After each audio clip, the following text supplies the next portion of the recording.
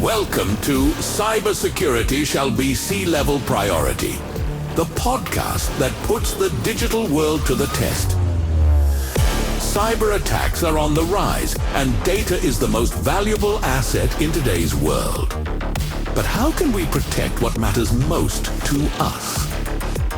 Drawing on the latest insights, effective strategies, and practical tools, we'll show you how to create a more secure digital environment. Because one thing is clear: security isn't negotiable. It's a top priority. Hello, and welcome to a new episode of Cybersecurity Chefsache, the podcast. Today with Sven. Hi, Sven. Nico. I got to know you during all the Bundestag debates, especially about the IT Security Act 2. Some people might know you from there. For those who don't know you yet, tell us a bit about yourself. Yes, I am Sven Herpig. Currently, I lead the Cybersecurity Policy and Resilience program at the think tank Interface. In Germany, we are better known by our former name, Foundation Responsibility. I started my career in 2010 at the Adenauer Foundation abroad, working in development cooperation, and then in 2012 I moved to the Foreign Office, where I dealt with IT security. After that, I went to the Federal Office for Security and Information Technology, where I was involved in some political coordination and strategic topics. And since January 2017, I've been leading the department at SNV and now Interface. And we mainly deal with cybersecurity policy and the perspective on what the state should do differently, what it should do better, and what it should not do. And so far, we have worked on areas like securing machine learning, protecting elections, as well as many others, active cyber defense, open source security, all that stuff. Yes, great. That actually touches on our topic for today. We want to talk about Hackback, and right at the beginning, maybe the provocative question, should companies and the state strike back in the event of cyber attacks? Tell the attacker, hey, not with us, we're better, you've messed with the wrong people. I think the motivation is wrong. So I would also make a distinction between companies on one side and the state on the other. For companies, it's very difficult, and I would currently say just no, let's completely stay away from that. That's a topic we might be able to tackle in 15 years. But we should first clarify this conclusively at the state level. And at the state level, that's the case if your motivation as a state is to conduct a cyber operation as a reaction to another cyber operation just to show, hey, you've messed with the wrong people, I want to retaliate and so on, then that's definitely the wrong motivation and you shouldn't do it.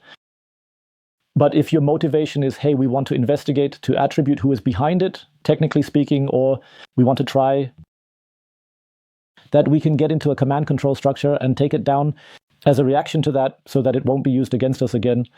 Those are all motivations where I say, okay, let's take a look at the details to see if we should do that. States. And if so, then the question is always, how should one go about it? But the motivation should be very clear. To prevent direct harm and to prevent further harm. For the Federal Republic, it's about preventing or minimizing harm to companies, the economy, and society. And it shouldn't be about, hey, we're showing you we're the cooler ones and we have a big team and we can strike back too, because in the end, that doesn't help us. It doesn't make this country any safer. So my personal opinion on this is actually exactly the same, because I always say this for the reason that if attackers are attacking us, in the past, this has happened repeatedly. And now I imagine we would strike back. That means we would be attacking the attacker precisely out of that motivation. That means the other person would notice it and would also, let's say, run into problems and might even be upset about it. What would the counter reaction be then? That would be an even harsher retaliated, or rather another retaliation from an attacker. And then I always ask myself the question, are we even ready for that? Then, so to speak, another attacker who now, if they want to take even more initiative against us or are even angrier at us because we've struck back, can we then fend them off again? Or is it just a constant back and forth game?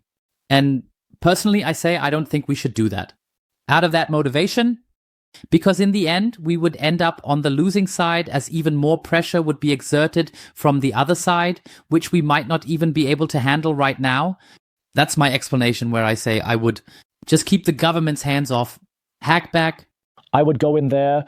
I think that's a good approach. In the end, it is the case that, at least in the instances I know of, we have never seen a geopolitical conflict escalate because cyber operations were responded to with cyber operations. That's an in-domain escalation, which we have only seen, if at all, within the domain, so cyber against cyber, and then not to a point that has really become problematic I believe that a spiral of escalation can be triggered. For example, if I respond to a cyber operation against Germany with, say, economic sanctions. So let's assume that the typical Chinese APT obtaining some economic data from a small stealing from a German to a unicorn. And instead of some kind of the federal office or whoever conducts a cyber operation to take out this APT, let's say the foreign ministry together with the Ministry of Economic Affairs and so on, imposes economic sanctions against a critical buddy Chinese industry, possibly even together with the EU, across the EU. I believe that would escalate much more than if some BND hackers, let's say simplistically, BND hackers deleting the computers of some Chinese APTs. That's just a tit for tat. I believe I see less potential for escalation there than if we really go out of domain. And I would still say all these out-of-domain responses should be on the table and are actually sometimes more sensible if we want to address this conflict geopolitically, rather than resorting to any cyber operations. And then the circle closes to what you said. Well, through such a counter-cyber operation, a lot of things can happen, but certainly not that our IT infrastructures become more secure. And when we look at the damage that ransomware and criminals cause, if there are compromises through APTs, like with parties or authorities, then I believe that deleting some computers or something like that isn't really what advances this country in terms of IT security. You just mentioned that there are actually several types of hackbacks, namely the defensive hackback, which is more about tracking and disabling command and control servers. And yes, this offensive aspect, that's what I mentioned, like infiltrating systems, deleting data, causing damage, exposing, and so on. Do you think that these two systems, are these the systems that are ultimately right for the classic hackback, which we often talk about? Or do you see other possibilities? For example, this topic, where people often talk about it, it's more about doing some kind of infiltration to solve the whole thing, rather than just deactivating something. In the past, we've seen that law enforcement agencies prefer not to deactivate the system, but rather keep it online to collect data. And then deactivate after 2 or 3 years, and then to initiate criminal proceedings, because enough data has been collected. That's also a form of hackback that can be done. So I usually use non-intrusive methods and intrusive methods. Non-intrusive is just that, redirecting DDoS packets, setting up honeypots, all that stuff. And intrusive is the whole thing where I actively bypass security mechanisms and what I do on the target, like the effect and target, whether I delete data there or if I'm just trying to find out who owns that computer and so on. That's a different story. So with these completely non-intrusive things, I would say that's most of what I've come across so far. In some cases, the authorities are allowed to do that. In this case, the Federal Office for Security in Information Technology. And in some cases, you can expand on that further and maybe also give companies like Telecom, for example, more options to do that in their networks, to do for Germany. With the intrusive things, you have to be careful. You just have to look at what can be done there, what are the damages, and then, of course, the whole ecosystem. Where do I get my tools from? Am I giving money to a company that sells tools to rights-violating regimes using taxpayer money, which then selling to human rights violating regimes? And am I using taxpayer money, which then promoting the development of these projects that then lead to kidnappings and murders somewhere in Turkey or something like that? You really have to pay very close attention to that. And at the same time, that scales the least. So with intrusive measures, you can definitely take down a bot or something like that, sure. But scaling is probably more about the non-intrusive part that you've correctly described as passive. Probably more. And then, as I said, with intrusive things, we need to talk about deployment parameters, about how can the evidence be digitally signed securely, blah, blah, all that stuff. To your point, which I find very important, namely, if we do this, so if we having access to infrastructures and not just taking them down or destroying them immediately, but rather collecting evidence, that's one thing. I really believe that it largely depends on the discretion of the investigators, because they ultimately have to justify and deal with it. With the damage that has occurred in the meantime, it's about where they decided to continue collecting evidence and not take down the infrastructure. I can think of an example from the USA, one that is a bit different in nature, but goes in that direction, where a company is being bought, a company that manages crypto funds, and then it just continues to operate from the US government. And of course, from the very first day you take over this company, the US government has access to a lot of messages where they can read that crimes are currently being committed. And then, of course, it's also like this. Yes, maybe someone is being murdered there, but maybe I still want to keep collecting for another year so that I can catch even more people. You can take hops and then you can convict. And that's really difficult. And since I don't come from the law enforcement sector, I don't presume to have an opinion on when the point is where you say, okay, now it's enough, we wrap this up. Or whether in the first instance that you say, okay, hey, if we don't intervene now or intervene in a way that it gets noticed, then someone is going to die, then we have to intervene now. I think that's something that varies greatly from country to country, as well as something that is, in theory and also in the application of law enforcement agencies, I honestly haven't been able to form an opinion yet, and I don't have any expertise on it. You're actually bringing up a very important point. Whenever we talk about hackback, this topic also comes into play for me. Legal gray area comes into play. In Germany, we have in the criminal code, I believe it's section 102, which mainly deals with this hacking issue, not hacking into foreign systems and so on and so forth. To what extent do you see it that way now? Sure, we're all not lawyers, but what's your personal opinion? Is hackback allowed or legal in Germany? You have, well, there are legal foundations for the federal office that allows it to investigate ISPs abroad, like telecommunications. And such things could be used to, for example, make attributions. The Federal Office for Information Security has, I believe, 3 or 4 paragraphs that allow to take non-intrusive passive measures. For example, against attackers, to instruct someone to do something, but of course also an intrusive measure. For example, they are allowed to instruct ISPs to roll out software updates on their routers. And then you have in the state police laws, the possibilities are relatively broadly defined, and theoretically, state police can do quite a lot. What we would consider active cyber operations, or hackback now, includes the intrusive measures. So far, it has rarely or never been applied, also due to resource reasons, but still, in my opinion, the legal basis, I think, especially the Bavarian Police Act, is the most comprehensive, but we have legal foundations for certain things. The authorities that are allowed to do this know it, and that's why I also find this discussion we always have in Germany, the political one, so unfortunate. Like, we need a hackback. Yeah, what do you actually want? So, yeah, I want to know if you're interested or not. That would already be, that's the nuance level we've reached after 6 years of discussion. But to have a real discourse, I've always said, okay, dear BMI, if you want that, okay, then let's talk about it. Exactly what kind of legal regulations would you give to the federal office, for example, if there were a constitutional framework for it? What exactly should the federal office or the Office for the Protection of the Constitution be allowed to do? And if you can't explain to me what exactly you should be able to do and where you're getting your resources from, if you want that, then we don't need to have this discussion. I'm not having a discussion with you about whether hackback is a yes or no, but I'm having a discussion with you about what exact legal regulations and the corresponding technical measures should be implemented. What safeguards are there? So what mechanisms for control are there to ensure that they do it right and follow the rules? What transparency regulations are there? What needs to be published in hindsight so that people like us can understand it and maybe criticize it? And where do the resources you're using come from? And if you can answer these questions for me, I know I'm asking a lot, then we can discuss. But at another level, I won't be discussing hackbacks in 2025 anymore. I'm sorry. What I also find a bit difficult is that when we talk about hackbacks, it's something very everyday for me.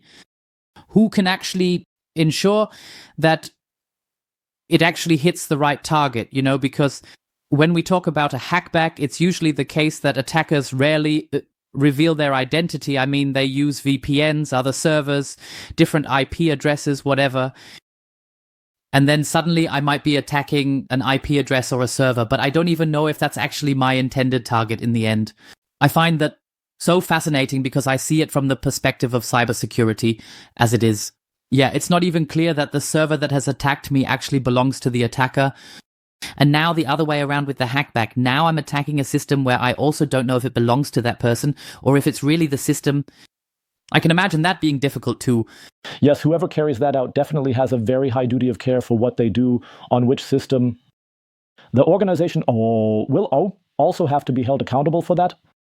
For this reason, I find the approach of saying maybe, well, if any authority that takes the lead on intrusive measures should probably be the police, because the police have relatively high requirements when it comes to control and protection mechanisms, as well as transparency regulations, at least compared to the military or the BND, for example. And then you have, at the same time, maybe 2 points. For example, during the Amotet takedown, we saw that a configuration change was delivered to a large number of unknown systems that were also located abroad. Yes, exactly. And of course, you can argue that you can't just change integrity on systems where you no longer know who owns them and where they are located. Did anyone complain in the end that something got broken because of that? Not known to me.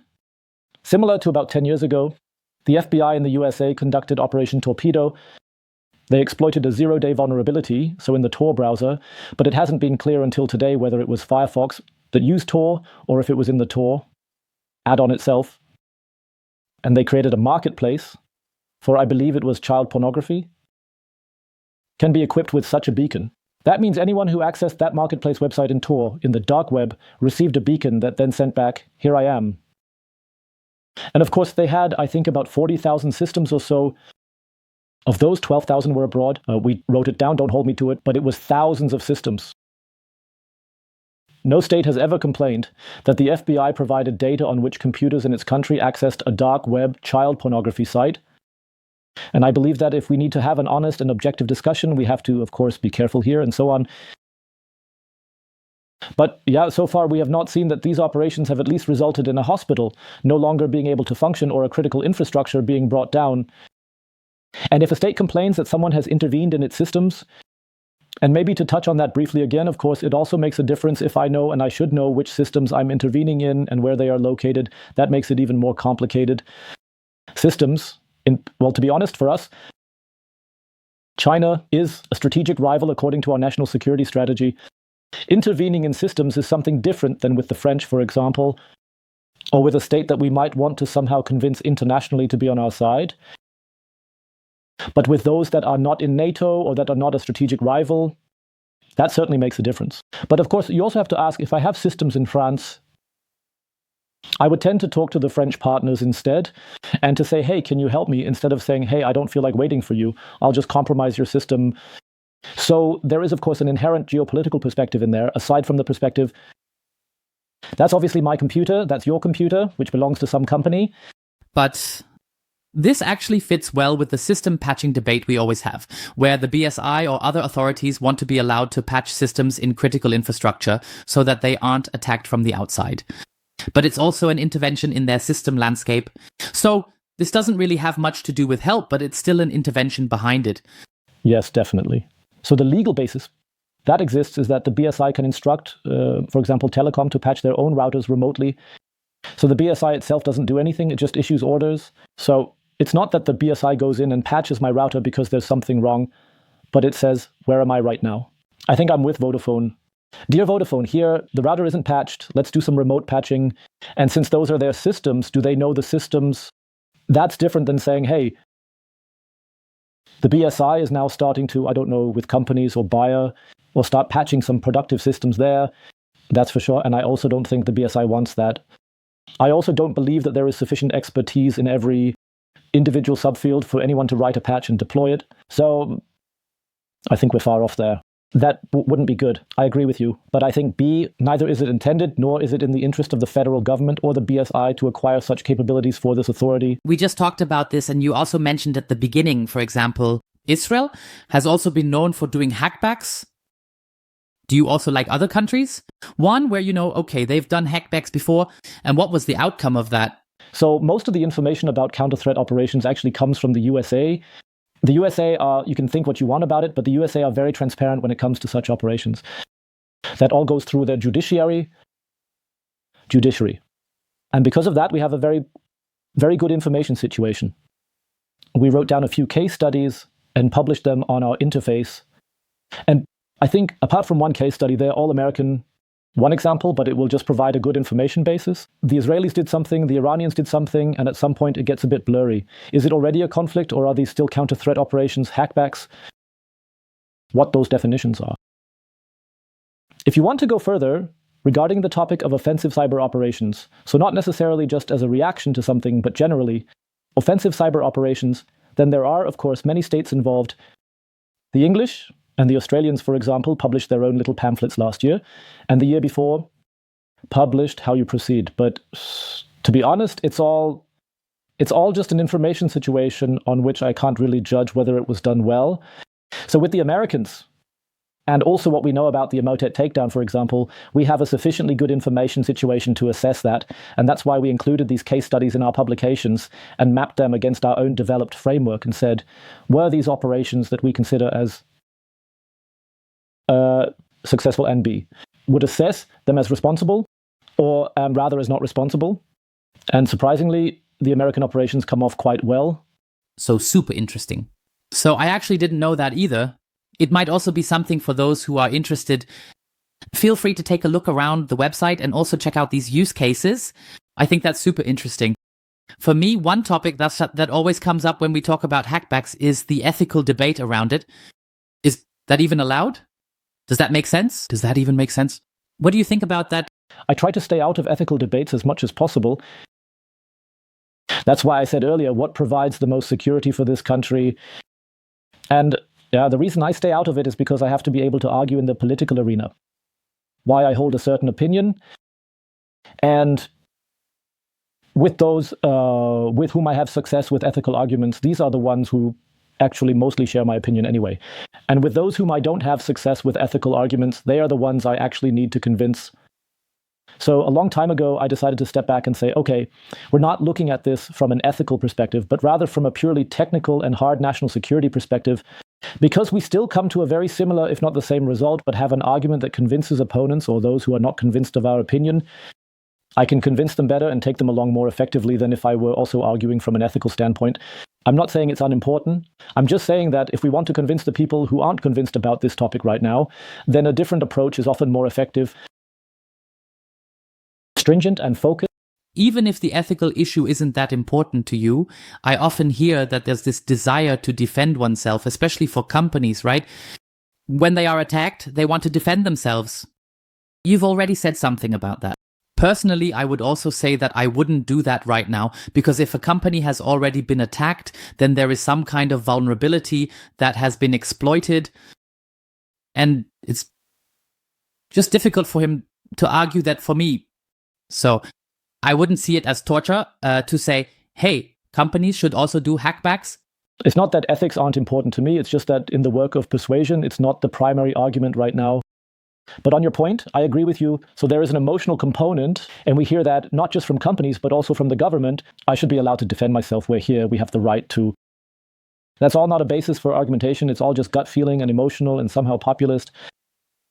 But as a company, I would tell you, yes, it's nice that you feel like you need to be able to defend yourself. That's okay.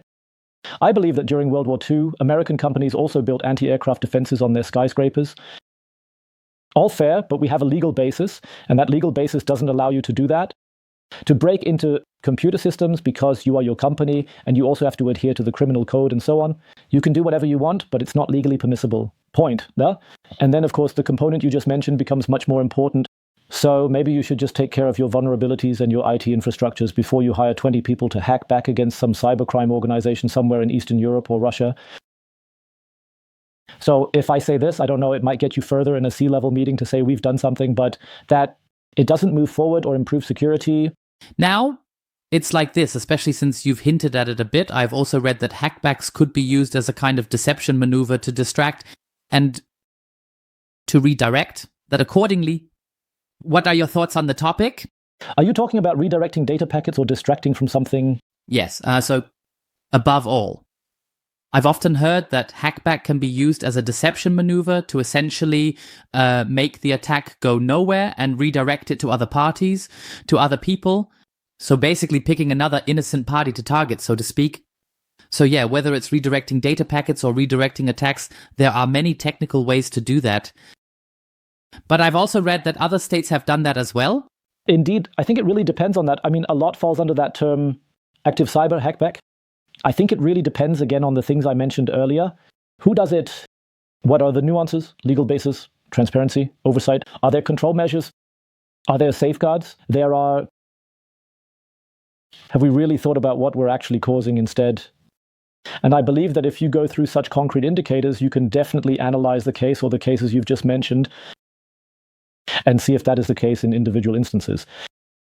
Whether to assess it as positive or negative is, I'm not aware of any case at the moment, but as I said, I think if you have such indicators to verify that, then the definition is clear, or it doesn't really matter what it's categorized under. You can look at it very concretely when we talk about hackback, as I mentioned at the beginning, it's also a bit about ensuring that you've really targeted the right person, that it's the right approach.